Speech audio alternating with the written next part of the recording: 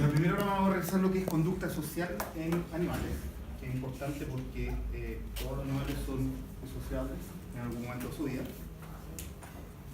Y como les decía, después vamos a revisar unos videos para que después hagan ustedes en su casa el análisis de conducta. También vamos a tener una clase cortita de cómo analizar eso. La conducta social, me pasé. Como les decía, es importante porque todos los animales son seres sociales en algún momento o en toda parte de su vida. Interactúan con otros animales de la misma especie o de otra especie. Y esto es importante porque se sincronizan actividades entre individuos y es beneficioso desde un punto de vista del fitness evolutivo. Es decir, muchas de las conductas sociales que vamos a ver tienen relación con no morir y dejar descendencia. Y antes que todo, vamos a revisar algunos conceptos y definiciones para que después podamos conversar mejor estos temas de conductas sociales. Cuando uno habla de estructura física social, es diferente a la estructura social propiamente tal. La conducta física es el, por ejemplo, tamaño del grupo, N de animales, un grupo, la edad de cada uno de los integrantes, el sexo, el grado de parentesco que tienen. Eso es físico. ¿No? Pero la estructura social es diferente porque son las relaciones entre los individuos, su consecuencia en la destrucción del espacio, interacciones y recursos. O sea, se refiere a las relaciones. Y por lo tanto, eso puede ser diferente al tamaño del grupo, etc. Está en condiciones, evidentemente, pero esto habla de las relaciones, la estructura social de relaciones. La cohesión grupal es una medida de la duración de esta asociación. Cuán cohesionado está un grupo dice relación con cuánto tiempo lleva juntos y cuánto tiempo va a perdurar. Y la frecuencia de la fisión, de este contacto. Mientras más relaciones existan, más cohesionado está el grupo, pero también tiene que ver con el tiempo. El líder, y aquí está puesto como que el que está al frente de un grupo, más que está al frente en el sentido de posición, es el que toma la decisión muchas veces en el grupo. De hecho, en la manada de lobos, por ejemplo, el líder siempre va atrás, no adelante. Así que el tema de la posición física no es el punto. Pero aparte, ahí como el líder que va a traer la manada de lobos, también adelante van como es como toda una estructura. Sí. Porque van como los más viejos, el líder, y así van como los más jóvenes y adelante van como los cazadores, una cosa así, ¿no? Los que tienen una conducta más de exploración, y que tienen genéticamente está relacionado, por ejemplo, con el sector a nivel cerebral, que son los que son animales que no tienen o tienen disminuidos estos receptores del miedo o del estrés. Entonces son los que más se arriesgan, son los que uno llama proactivos, más que reactivos. Eso se ve en todos los grupos sociales, de animales. Hay animales que son proactivos y reactivos. Los proactivos tienen esta disminución a nivel cerebral, uno lo toma, incluso en humanos, y toma muestra y puede determinar la cantidad de ciertos receptores a nivel central que hacen que sean proactivos. Y ahí, por ejemplo, en humanos, los proactivos son, para dar un ejemplo quizás muy burdo, en el tema de consumo, las personas que, por ejemplo, se compran el último iPhone en el momento que sale, esos son proactivos. Y es porque les falta o tienen una disminución de estos receptores. En cambio, los reactivos, y tienen esta tendencia, los proactivos tienen tendencia de buscar continuamente sin tener mucho miedo y mucho sentido de lo que va a pasar. Por lo tanto, los proactivos en general tienden a ser más violentos, más agresivos, y también tienden a ser los que viven menos por esto mismo. porque se arriesgan más, tienen un estado de riesgo mayor. Si van adelante, por ejemplo, en la manada de lobos, se encuentran con algún depredador o alguna otra especie que pueda tener agresión, van a ser los primeros que van a sufrir eso, entonces probablemente mueren. En cambio los reactivos no, tienen esta tendencia como mucho más, y tienen estos receptores mucho más altos, que son más, tienen miedo, se colocan en el medio del grupo y solamente actúan en el momento de que existe un estímulo. Viven más también. Y eso es re fácil de verlo en casi todos los grupos animales, incluido el humano. Los iniciadores en un grupo social es el animal que inicia la conducta y que hace que todo el grupo realice esa misma conducta. Por ejemplo, vamos a revisar en algunos casos los rumiantes. Las madres de ovinas empiezan a hacer el pastoreo y inmediatamente el cordero lo va a seguir, y todos los corderos empiezan a seguir, y todas las madres empiezan a seguir la misma conducta. Vamos a ver unos videos en el controlador es el individuo que determina si la actividad grupal ocurre o no, que a veces puede ser el líder, pero a veces quizás no es el líder, ¿no? Y ahí tenemos sociedades que son patriarcales y son matriarcales. La mayoría de las sociedades animales son matriarcales. La hembra es la que domina y controla lo que hace el grupo. Eso. No quiero entrar en temas. A ver, ¿cuántos hombres? No, profe. De hecho, si uno se fija bien en la sociedad humana, también son matriarcales. Lo que pasa es que no nos gusta admitir. La competencia es una situación cuando individuos quieren un mismo recurso y por lo tanto compiten por él, y no necesariamente existe contacto físico entre animales en la competencia. Por ejemplo, eso se ve en la competencia de un recurso, por ejemplo, cuando hablamos de reproducción, en la hembra o el macho, ¿no es cierto?, que el que quiere, el que es el recurso, y lo que hace la hembra o el macho es, por ejemplo, mostrar, en el caso de algunas aves, mostrar todo el plumaje, y hay una competencia entre dos machos, pueden estar mostrando el plumaje, y el que gana es el que la hembra elige como mejor. Y ahí hay una competencia, pero no hay contacto físico, no necesariamente contacto físico.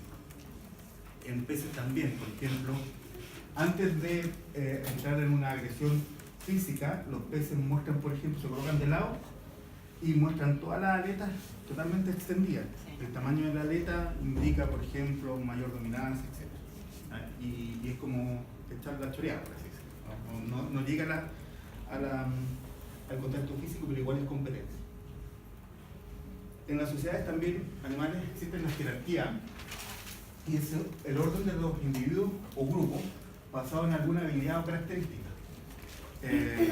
Pueden haber jerarquías, en general son jerarquías por agresión, y en donde en la jerarquía existe el despotismo. En sociedades animales también existe el despotismo, en donde solo uno gana, o bien puede ser un orden lineal o serial, o sea, uno le gana a todos, y los demás que están abajo están en igualdad de condición, no se forma jerarquía. Y el otro es el orden lineal o serial, también, que se llama en inglés, en donde sí existe una jerarquía como una escala. Está el 1, 2, 3, 4, 5 y así sucesivamente.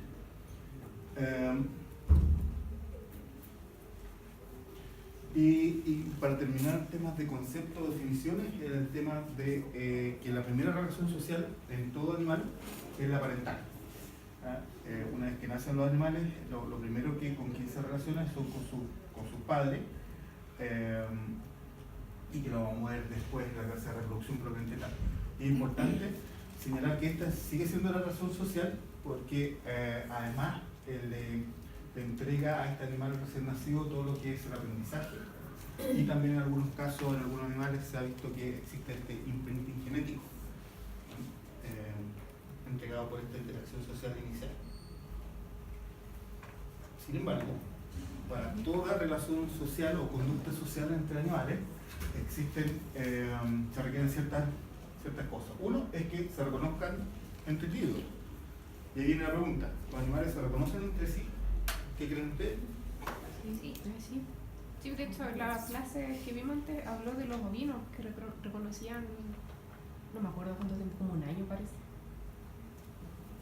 Ese es el tiempo en que reconocen. Pero se reconocen entre individuos, sí. Incluso reconocen entre especies, sobre todo las especies domésticas en donde nosotros estamos con ellas. Y va a depender de la especie cuántos individuos reconozcan. Por ejemplo, los salmones reconocen entre 10 y 20 individuos de su misma especie. Las ovejas también reconocen cerca de 20 ovejas y reconocen humanos también. Reconocen, por ejemplo, caras de humanos, las ovejas, si es que es conocida o desconocida, y dentro de una cara conocida también reconocen el estado anímico de la persona enojada o personas tranquilas, y se alteran si es que existe. Entonces existe reconocimiento del individuo, sí, y eso es importante desde un punto de vista social. Se debe establecer posiciones sociales para que exista esta relación. Existen estas posiciones sociales, jerarquía, lineal o no. Existe la memoria de los encuentros sociales, lo que estaba hablando acá la compañera, el tema del tiempo, porque sería re fácil poder reconocer, y nos pasa a todos, reconocer que una vez que uno lo ve, para siempre lo recuerda, y eso no pasa. No. Pero sí, para que sea una interacción social, por ejemplo, de cohesión social, que requiere tiempo, necesita esta memoria, si no, no hay cohesión grupal. Así lo entiendo. No. Todos nos acordamos de,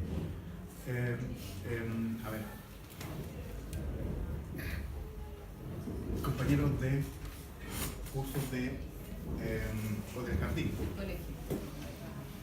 O del colegio. Casi todos se acuerdan más o menos de los nombres, pero si lo encuentran en la calle no se van a acordar de ellos.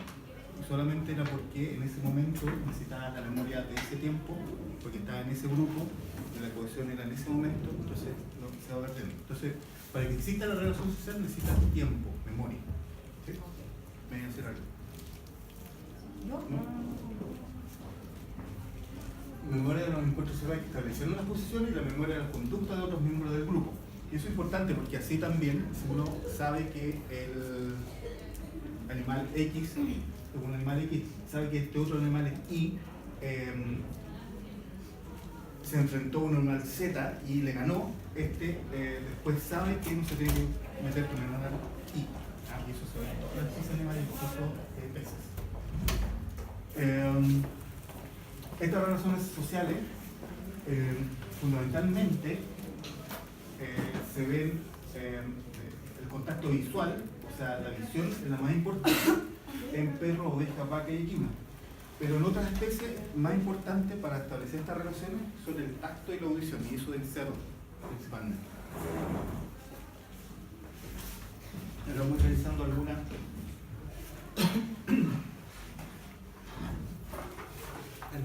cosas de cada una de estas. Perro y gato.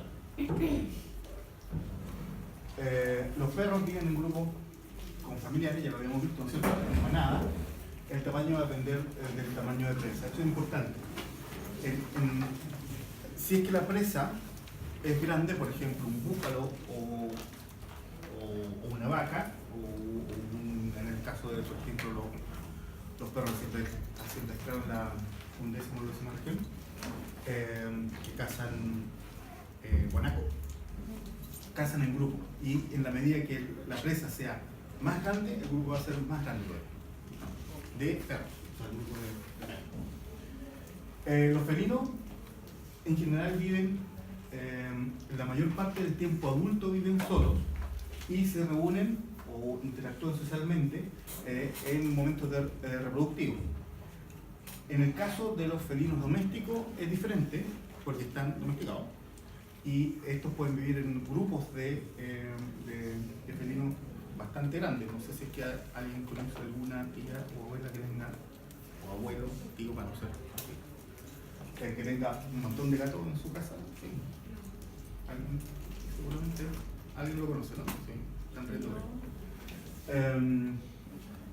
Y se asocian, como decía, en algunos estados de la vida, principalmente en reproducción. Y aquí vamos a ver un video.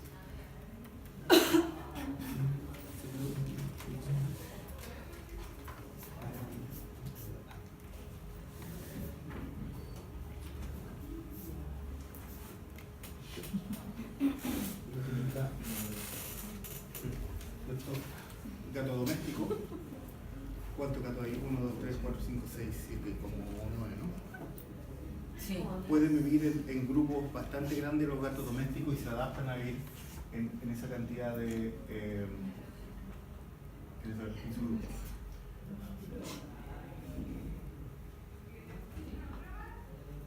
De hecho, no sé si alguien ha trabajado en gatil. Los gatiles también son lugares donde los gatos domésticos botados en la calle o solo viven juntos sin problema. Entonces, desde un punto de vista social, los perros y los gatos tienen esa característica. Los perros viven en grandes manadas, los gatos más solitarios se reúnen solamente en momentos específicos, excepto el doméstico. Los grandes gatos, los grandes felinos, viven la mayor parte del tiempo solos, ¿cierto? Quizás exceptuando una especie en particular que son los leones, viven solos. Bovinos. Los bovinos tienen una interacción social bastante particular. ¿Por qué? Porque viven y se mantienen también en manadas a pocos metros de cada uno. Si uno va al campo, tanto los bovinos domesticados como los salvajes, uno ve que siempre están juntos a una distancia determinada. En el caso de las vacas, cuando los bovinos en general domesticados, cuando son arreados, se juntan más y es una conducta esperable. ¿Por qué? Porque se intermedian y se juntan más. Vamos a ver después también otras especies que hacen lo mismo. Conformar este grupo de esta forma, todos juntos, tiene un beneficio. ¿Cuál creen ustedes? Protección. Protección. ¿Cómo se protegen? O sea, las más débiles o las crías van al centro, y los más fuertes o los Ya. machos hacia afuera. Hay un tema de la composición y el espacio que ocupa cada uno, ¿no es cierto? Pero también, ¿por qué es protección? Cuando uno ve una manada así, si tú fueses el depredador, Ah, Tendría que ser Porque- la pensaría mal. ¿cómo? Es más difícil cazarlos. Es más difícil cazarlo, porque si tú te dices, ese me gustó, y vas para allá, después lo pierdes en el grupo, no puedes. Y eso pasa en aves, pasa en bovinos, también en peces. Es más difícil. Eso es lo que hacen los depredadores, tratan de separar el grupo para que quede uno solo o un par solo, y así poder concentrarse en uno más. Si tienes una manada concreta, no sabes a cuál ir. Y claro, y esto, los bovinos entonces tienen esta tendencia a estar a muy pocos metros juntos y lo hacen a través de la observación visual. Exactamente la cantidad de metros que tienen que estar separados. Ahora, en el caso de animales domesticados, los bovinos, las vaquillas, si se crían juntos, luego pueden seguir juntos en las praderas. Esto cuando son vaquillas que no son de la misma madre. Es difícil tener multíparas en bovinos, pero se pueden mezclar vaquillas y estas van a mantenerse juntas en la pradera. Y también en los bovinos es importante señalar que existe esta asociación por acicalamiento, por cuidar el pelaje, por limpiarse entre ellos mismos. Ahí eso uno lo ve en el campo. Los bovinos, como les decía, tienen esta conducta también igual que los demás, están siempre juntos. Y hay un caso particular que es la conducta maternal, o sea, entre la oveja y el borrego, ¿no es cierto? Que se quedan siempre, el borrego, a menos de 10 metros de distancia hasta los 4 meses. Incluso cuando ya están bastante más desarrollados, hasta los 4 meses. Y cuando están recién destetados, pueden estar hasta menos de 5 metros junto a su madre. Y eso permanece hasta los 15 meses. después estos se van ampliando, ¿cierto? 10 metros, pero siempre quedan juntos hasta formar el rebaño. Cuando ya se forma el rebaño, a los 15 meses, esta tendencia a estar muy cerca de la madre disminuye. Aquí vamos a ver alguna.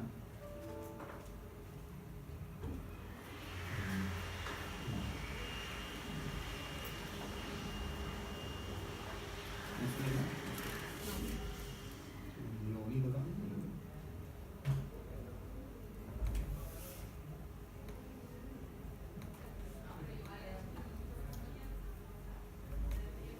Es un rebaño de ovejas que están tranquilas ahí.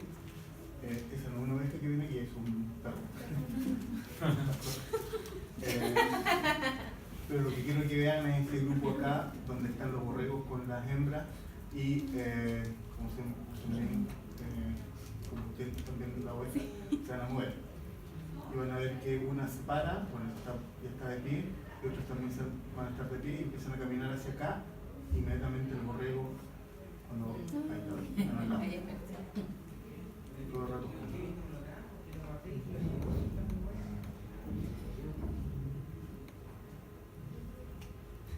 Por allá hay otra familia.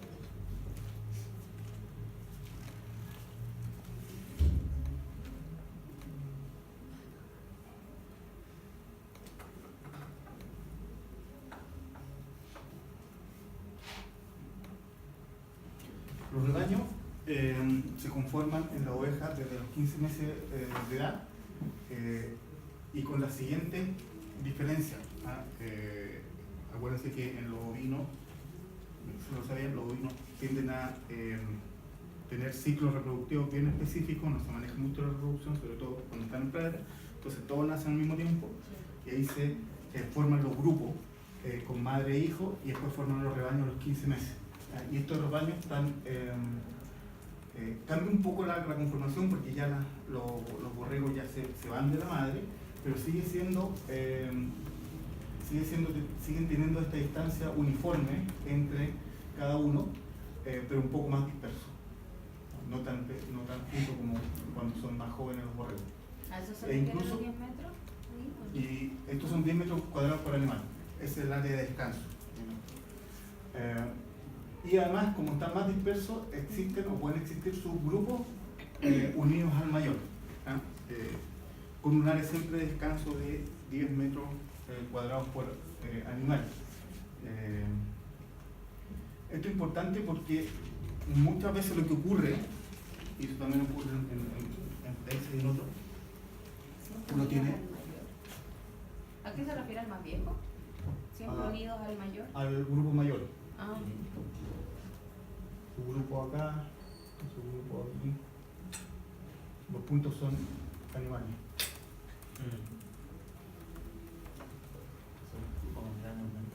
Están distribuidos así, si uno lo ve desde arriba, ¿no es cierto?, en el predio. Está un poco más disperso, siempre con una distancia más o menos igual, y hay sus grupos. Lo importante de esto es que muchas veces existe un individuo que conoce a otro de este grupo y existen estas interrelaciones entre el grupo y no necesariamente este conoce a los del grupo acá. Por este tema de reconocer al otro. Y eso es lo que se está estudiando actualmente con el tema de redes sociales, en donde lo que uno busca, por ejemplo, en los rebaños de ovejas, es justamente determinar cuál es lo que llaman ellos, uno habla de redes sociales, el gatekeeper, el que abre la puerta para la interacción con otro grupo. En este caso sería ese, porque ese es el que contacta con este otro. Si se va se pierde la relación y puede tener algún problema desde el punto de vista del movimiento. Por ejemplo, ¿Cómo se llama el que tiene esa función? Gatekeeper, el que mantiene la puerta. ¿Sí? Okay. Entonces, si eso pasa, por ejemplo, este podría quedar separado y estos se mueven y quedan solos. Eso pasa en todas las especies y hay un fuerte como impulso para investigar justamente cómo se relacionan a través de redes sociales los animales, justamente para determinar quiénes son los gatekeepers, quién es el líder, por ejemplo, y eso son otras medidas de centralidad, quién es el que tiene más interacción, quién es el que tiene menos interacción, etc. En equinos o equidos, la situación también es similar, forman manada, pero aquí existe una tendencia o existe una marcada tendencia a estar con coespecíficos, o sea, con otros animales de su misma especie, siempre juntos. ¿Ah? Y hay una conducta típica en estos animales que están en conjunto, que es que cuando se aproximan y se reconocen, es que primero va la cabeza, después el cuerpo y la cola. A veces la cola no ocurre, pero lo que pasa es que en un animal llegan cabeza, después siguen cuerpo y después cola. Y así se reconoce. ¿Ah? Vamos a ver una.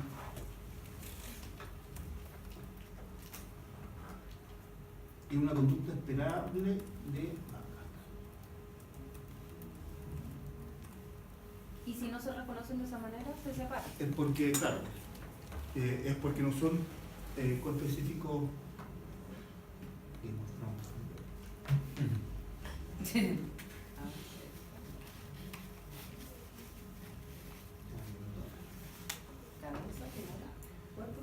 Entonces, lo que hizo aquí fue mantenerlos por un tiempo separados. Entonces, se los soltó en el mismo lugar y ahí se reconocen. Primero cabeza, incluso se toquetean harto, y después viene todo el cuerpo y a veces cola.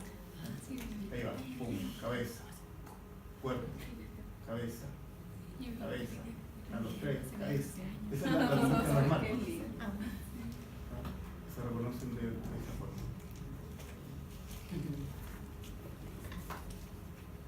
Entonces eso es importante porque cuando uno está ahí, no sé si es que alguien va a trabajar en caballos, pero cuando uno tiene un grupo de caballos y uno va a ver estos caballos, ¿no es cierto?, empezar a ver qué problemas tienen, si es que es médico o lo que sea, hay que tener ojo con este tipo de conducta, porque si no existen, pueden, o si uno ve que llegan aquí, no se juntan, mejor separar a esos animales, porque pueden empezar a incluso a pelear, pegarse patadas, etc.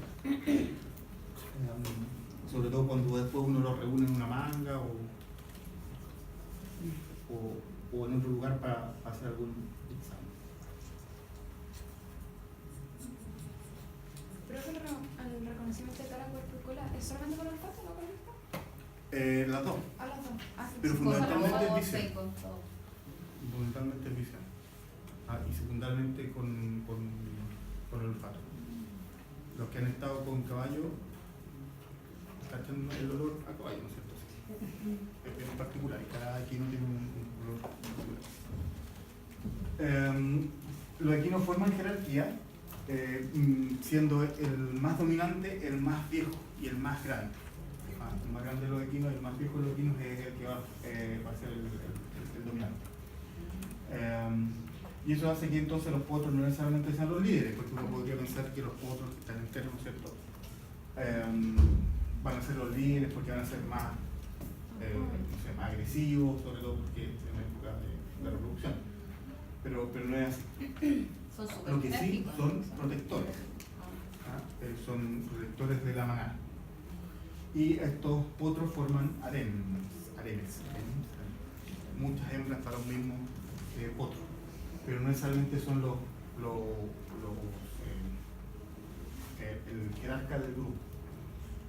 E incluso estos potros, sobre todo los potros jóvenes, pueden formar subgrupos y alejarse un poco de la manada y se entienden entre ellos como potros jóvenes. Que también son conductas normales. En cerdo ya lo habíamos visto un poco cuando hablamos del bienestar de los cerdos. Los cerdos en general, las relaciones sociales que tienen son más bien amistosas, no son de agresión. Y la agresión solamente se ve en momentos determinados donde se forman estas jerarquías. Y fundamentalmente son en los cerdos de predestete o en el destete. Por eso es importante tratar de manejar grupos de cerdos que se conozcan y no mezclar los cerdos después del destete o incluso después de crianza. Porque si no se forman estas batallas más o menos importantes en los grupos, con daño en los animales, con disminución de bienestar y también de la producción porque dejan de engañar.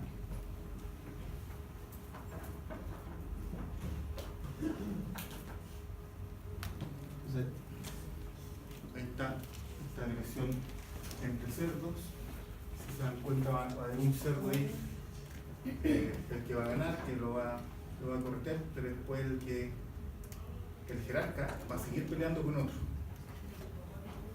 Así está el video. Ahí se agarran generalmente oreja, cuello.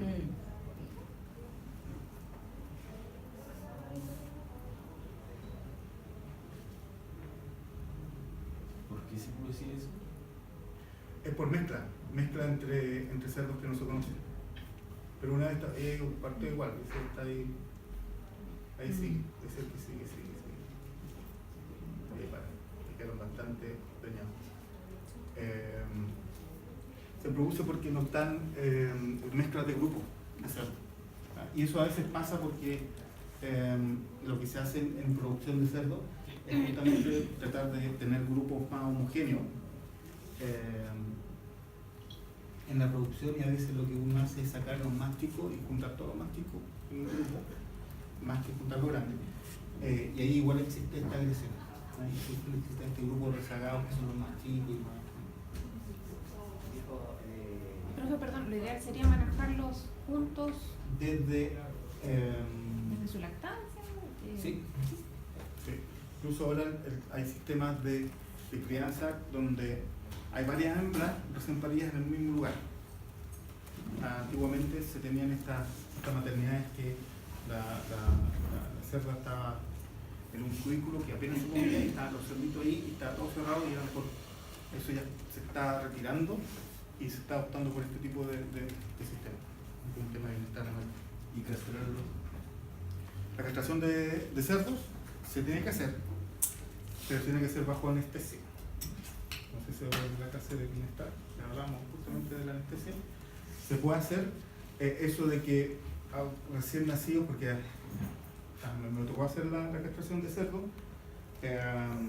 a los 2 días de edad, y donde se supone que ahí, ese era lo que se decía, ahí no tenían desarrollado bien los nociceptores, ¿no es cierto?, la fibra nerviosa dolorosa, y por lo tanto no les dolía tanto y no se podía hacer sin anestesia.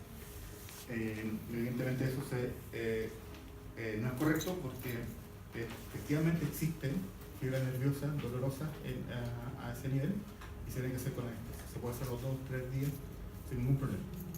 ¿Eso le baja un poco las revoluciones a nosotros? Sí, justamente se busca porque disminuye el tema de agresiones. Se puede hacer también en cerdos más grandes, pero ahí la anestesia tiene que ser general, se complica un poco más. Igual que una castración de perro, donde uno tiene que meter endovenoso y después con gases en cerdo.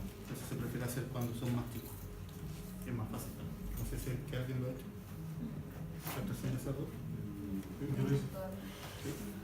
San Vicente de la Barraba. Ahí verán, usamos. Sin anestesia.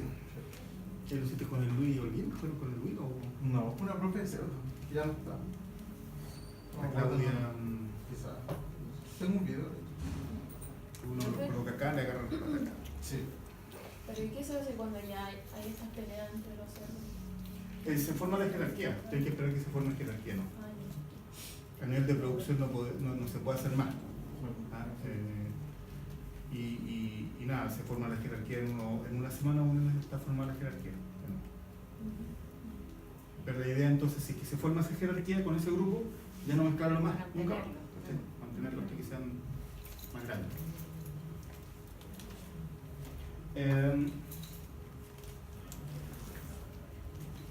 Como les decía, las señales olfatorias y visuales, la olfatoria principalmente es la más importante de los cerdos y visual después.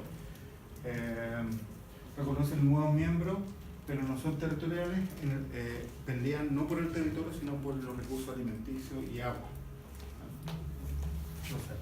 Pero en general, aparte de esto, porque esto se ve solamente en producción intensiva donde se pueden mezclar los grupos, aparte de esto, los cerdos en general son bastante, las relaciones sociales son bastante amistosas, súper inteligentes los cerdos en ese sentido. Las aves forman lazos sociales desde el huevo. Ha habido estudios que, por ejemplo, señalan que los cambios de temperatura dentro del huevo hace que aquellos que sufren el mismo cambio de temperatura Ya. después se reconozcan, después Sí. que nacen. ¿Ya? Es bastante particular, pero se ha visto es justamente que aquellos que tenían las mismas temperaturas durante la incubación, o los cambios de temperatura durante la incubación, después se reconocen. Y esto tiene relación con justamente cuando las gallinas en el campo, ¿no es cierto?, se colocan los huevos y empollan los huevos están juntos. Y esos huevos sufren los mismos cambios al mismo tiempo. Pensando como en el sistema más natural, ¿no es cierto?, en el nido donde están todos los huevos. Se reconoce justamente por estos cambios de temperatura. Pero esto se ha visto en incubadoras artificiales en producción. ¿No? Pues, Son experimentos, me imagino. En producción intensiva, lo que uno hace es agarrar el huevo embrionado, ¿no es cierto?, colocarlo en esta incubadora automática. Y todos los que salen en esa incubadora se reconocen entre sí. Las demás conductas como la alimentación, tomar agua, escapar de enemigos, lo hace con la madre, si es que existe la madre. Si no existe este aprendizaje con mucho más lento y entre pares. Incluso lo que se hace muchas veces es que una vez que nacen los pollitos, colocan un pollo un poco más grande para que le enseñe, ¿no? o las pollitas. Y existe, como les dije, este imprinting de 9 a 10 horas post-eclosión, donde lo que primero ven en su ambiente lo van a reconocer como familia, como grupo social familiar. O sea, el tema de que si es que un hombre está ahí, lo va a reconocer como parte de su familia, es así. En las aves existe lo que es la facilitación social, que en algún momento alguien me lo preguntó en la prueba, parece que Sí. la facilitación social es una conducta en donde si un animal empieza a comer, el otro también va a empezar a comer. Toma agua, el otro también va a tomar agua. Y en la medida que vayan tomando más agua, todos empiezan a facilitarse socialmente. Esto, sobre todo, es al comienzo de la vida, cuando ya son adultos las aves. La asociación es más bien por tolerancia, más que por facilitación social, se toleran. Y la introducción de aves extrañas produce este aumento en la agresión, son atacadas, pero luego aceptadas. Las aves forman jerarquías lineales fuertes. De hecho, eso es uno de los primeros estudios de etología y conducta animal, fueron con aves domésticas. Y justamente para ver el tema de jerarquía lineal. O sea, como se ve acá, cuando uno coloca, esta es donde está el alimento, la canaleta con el alimento, uno ve que existen aves que son las más líderes y van a tener el alimento. Aquí es donde va llegando el alimento, van a recibir primero el alimento y después viene el resto. Y se distingue. Absolutamente el famoso back order. Está la más jerárquica, después viene la menos y así sucesivamente. Y se respeta muy bien. Sin embargo, los machos no pelean con la hembra. Esto aparentemente tiene un tema evolutivo para no dañar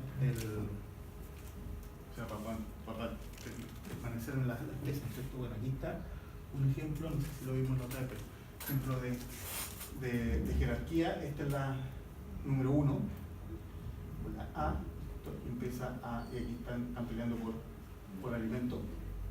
La corteo aquí, la corteo esta manda a todas, pero esta quizás manda a esta, pero no a esta otra. Entonces está bien determinado el back order y se respeta la introducción de cualquier ave nueva. Hace que comiencen las peleas. Entonces, primero la jerárquica le saca la mula, después viene la segunda, hasta que encuentra su posición en la escala jerárquica y se queda ahí. Hasta que encuentra a alguien a otra ave que le puede pegar y que no le haga nada, ahí queda en la escala jerárquica. ¿Pelean por alimento? ¿Por recurso. espacio? Por todo? recurso. Generalmente en el caso de la doméstica ¿Ya? es por alimento. Y antes, porque antes el tema del alimento está un poco más solucionado, y por eso se llama back order, era el tema de cual ocupaba la percha, la mejor percha. Las perchas son estos palos que se colocan Sí. y se suben a unos palos para estar ahí. Se pelean por eso. ¿Alguien idea? Por la ubicación. Profe, pero una vez ya estableció la jerarquía, ¿siguen peleando? No. Nada. Ahí se queda encarnado. A no ser que el recurso empiece a ser cada vez más escaso y pelean por recurso.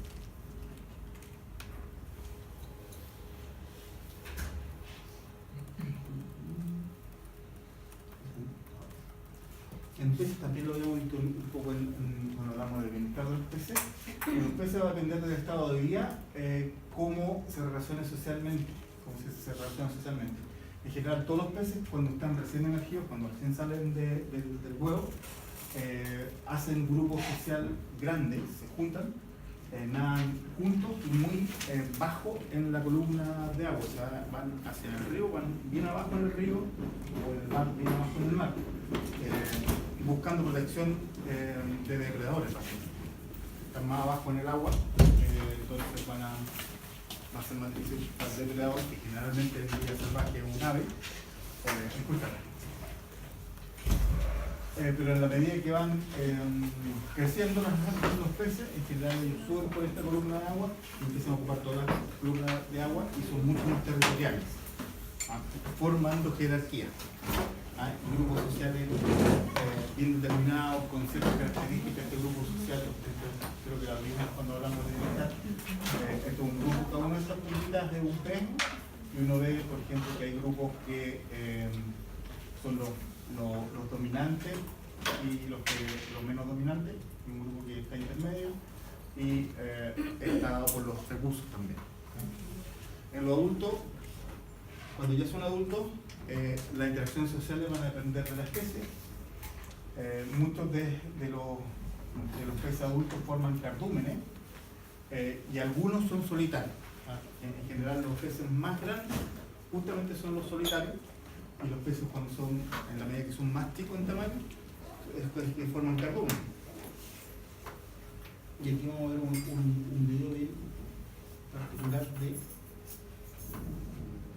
de cardúmenes de peces, y que también es un poco lo que hablábamos recién de esta conformación de grupos altamente cohesionados. Todos estos son peces, un cardumen de peces. Son personas ahí a meterse entre medio. Claro, los peces tienen una distancia mínima con los humanos, entonces se van formando, pero siempre muy cohesionados. Entonces, para un depredador va a ser mucho más difícil distinguir a uno de estos peces que a toda la masa. Y eso ocurre también en aves y insectos. Cuando uno ve aves que van volando en grandes grupos. Entonces, ahí, bueno, está la imagen. Más que nada para que vean, debería haber sido un poco más claro ahora. La cantidad de peces que son peces súper chiquitos. Ahí. Y esa distancia entre los peces está determinada también. Evidentemente, un pez de aquí quizá no se conozca como un pez de acá, entonces este tema es importante también. En esta cantidad de animales, en este grupo de animales, la única forma que se reconozcan entre todos y que tengan este nado como sincronizado que se ve, ¿no es cierto? Y que no se desunan, es porque alguno de estos conoce a este, alguno de estos conoce a este otro, entonces se mantienen siempre unidos.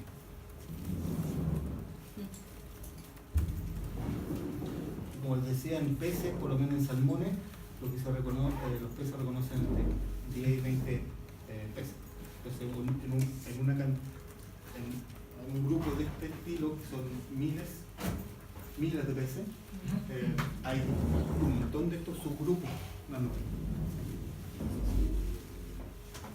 Y por eso se hace importante, por ejemplo, lo que están haciendo ahora es buscar justamente este tema con las redes sociales, porque si justamente uno puede sacar uno de estos, o los gatekeepers, los más importantes, este grupo se va a sacar. No se conoce, se saca. Y eso es justamente lo que hacen también en psicología o sociología. Se estudia harto, es justamente en humanos, buscar a aquellas personas las más importantes para sacarlas por ejemplo, cosas como el terrorismo, buscar a aquellas personas que se sacan del grupo, que son los gatekeepers o los que controlan, y se desarman los grupos. A veces solamente basta con sacar a una persona y se desarma todo.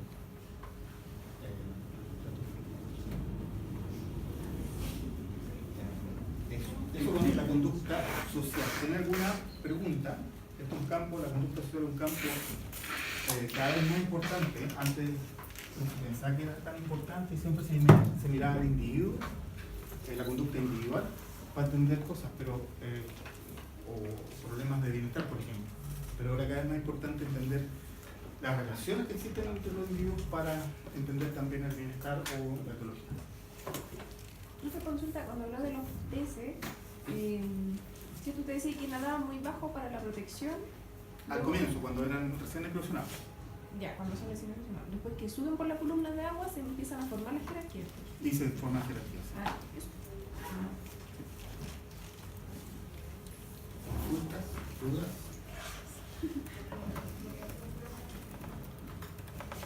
Ya. Como veo que llegaron ya más estudiantes, a los que ya revisaron la prueba, bueno, tienen un descanso, y los que quieren revisar la prueba en el descanso, la revisamos.